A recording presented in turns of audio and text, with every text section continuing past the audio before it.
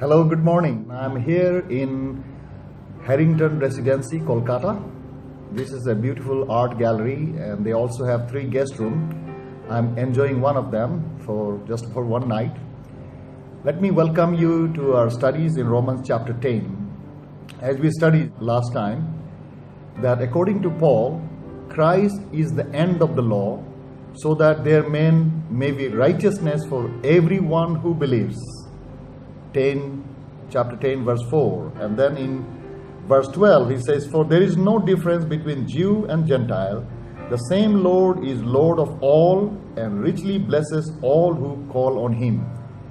So Paul is saying Christ has come for all, and Christ is the end of the law, and he is also Lord of all universe, both for Jews and Gentiles.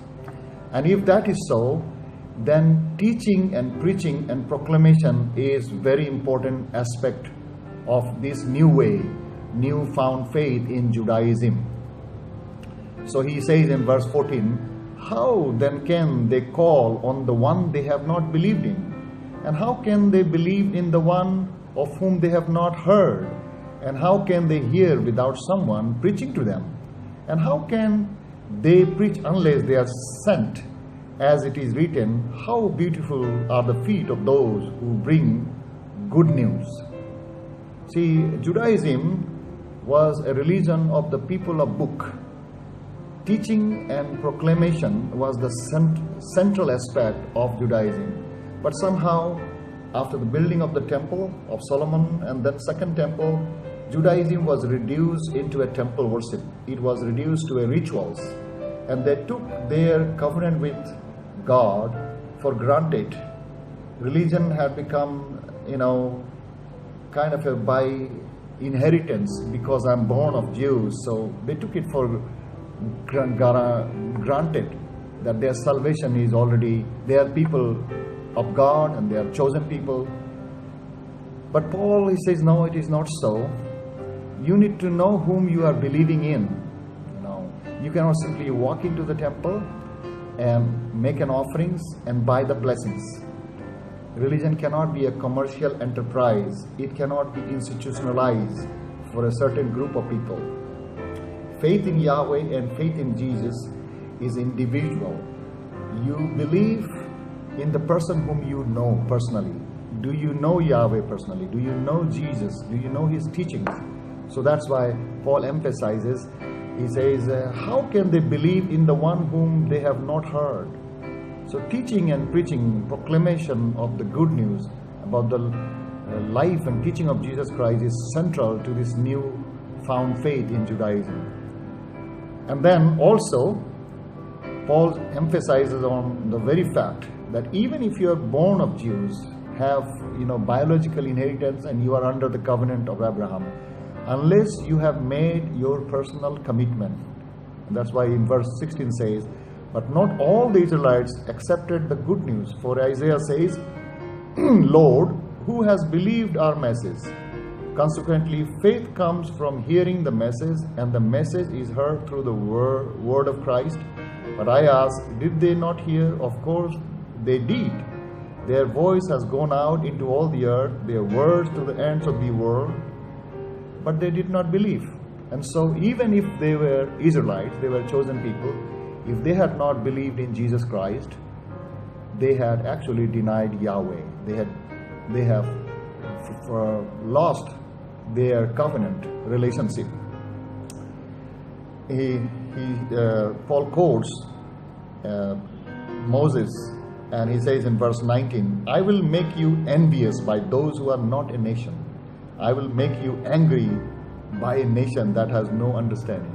And so gospel went out of the land of Palestine. It went to Germany, it went to Europe, and then it went to America, it went to Korea, and now in Africa and Asia. And God chooses, He's sovereign in taking His good news to the people and saving those people who are not His people. Because primarily it is individual faith, individual commitment, individual belief. In verse 20, he says, and Isaiah boldly says, these were all mentioned in Old Testament, but people of God failed to understand. And Isaiah boldly says in verse 20, I was found by those who did not seek me. I revealed myself to those who did not ask for me. But concerning Israel, he says, all day long I have held out my hands to a disobedient and obstinate people. How sad it will be that God is stretching his hand to the people whom he wanted to come. Maybe we are born in a Christian family. Maybe we are born reading the Bible, and yet we have not put our faith and commitment to God. It is possible that we may be pastors' children, we may be missionary children, and yet we have not made a personal commitment. Just because my father was a pastor does not guarantee me my salvation. But he may choose someone who is born in a drunkard family like I was. I was born in a family where we all practice Buddhism.